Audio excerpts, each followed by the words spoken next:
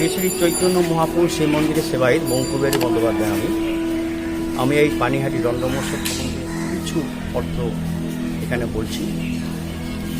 এই সেই 700 বছরের বটবৃক্ষ, এই সেই 700 বছরের বটবৃক্ষ। এখানে নিত্যানন্দ 3 মাস সমস্ত লীলা করেছিলেন। এই সেই বটবৃক্ষ, এই সেই দেবী।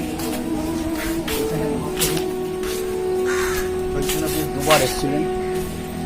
কার্তিকী কৃষ্ণা দ্বাদশী তিথি কালী পুজোর 3 দিন আগে এখানে এক রাত্রি ছিলেন। আবার একবার এসেছিলেন চৈত্র মাসের আমবারণীর সময়। এখান থেকে হেঁটে দুপুরে প্রসাদ পেয়ে গিয়েছিলেন বরাহনগর পাটবাড়ি আশ্রম। এই 2 জায়গায় মহাপ্রভু এসেছিলেন। নিত্যানন্দ 3 মাস এখানে অবতরণ করেছিলেন এবং এখানে দণ্ডমোষ লীলা করেছিলেন। এখান থেকে নিত্যানন্দ প্রভু প্রতিদিন এসে এখানে নাম কীর্তন করতেন এবং নৃত্য করতেন এবং সমস্ত লীলা করতেন এবং শোনাতেন ভক্তদের। আর থাকতেন রাঘব পণ্ডিতের বাড়িতে। রাঘব পণ্ডিত ছিল শ্রীকৃষ্ণের সময়কার পানিহাটিতে ওনার বসবাস। রাঘব পণ্ডিতের বাড়িতে থাকতেন আর এখানে লীলা করতেন। এই সেই লীলাস্থান। শ্রীকৃষ্ণের সময় উনি ছিলেন ঘনিষ্ঠ সখী। সেই রাঘব পণ্ডিত মহাপ্রভুর কৃপা পেয়েছিলেন এবং নাম ও দীক্ষাও নিয়েছিলেন। এই সেই দণ্ড মহোৎসব তলা, এই সেই ঘাট এখন নতুন করে সংস্কার করা হয়েছে। এই ঘাটে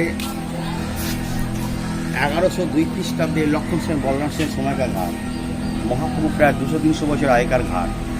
এই ঘাট দিয়ে রঘুনাথ দৌড়ে এসে দণ্ডবত প্রণাম করতে রঘুনাথকে চোর বলে সম্বোধন করেছিল। কেন চোর বলেছিল? এটা হচ্ছে কৃপা দণ্ড মহোৎসব। এইখানে মহাপ্রভুর কাছে যখন যায় রঘুনাথ দাস গোস্বামী, তখন রঘুনাথকে রক্তমাকড় বেরিয়ে যায়, বলে আগে পানিহাটিতে যাও। তখন নাম ছিল পেনেটি, পণ্যহাটি, তারপরে কালক্রমে নাম হয় পানিহাটি। এই সেই লীলাস্থানে বহু বড় বড় বৈষ্ণব ভক্ত এবং রাজনৈতিক সমস্ত ব্যক্তিরা এসেছিলেন, যেমন রামদাস বাবাজি মহারাজ, রাধারমন চন্দন বাবাজি মহারাজ, ওঙ্কার নাথজি, বড় বড় সমস্ত বড় বড় ভক্তরা এখানে এসেছে। এই সেই স্থান। এই স্থানে মহাপ্রভুর চরণ চিহ্ন এখনও আছে। মন্দিরে শ্রী চৈতন্য মহাপ্রভু মন্দিরে এইটা আছে।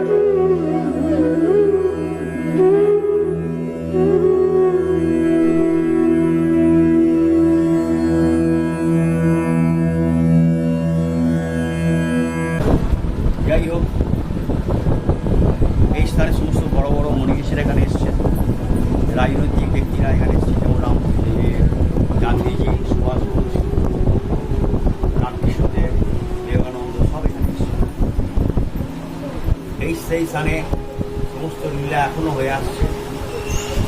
এই 506তম চলছে এখন।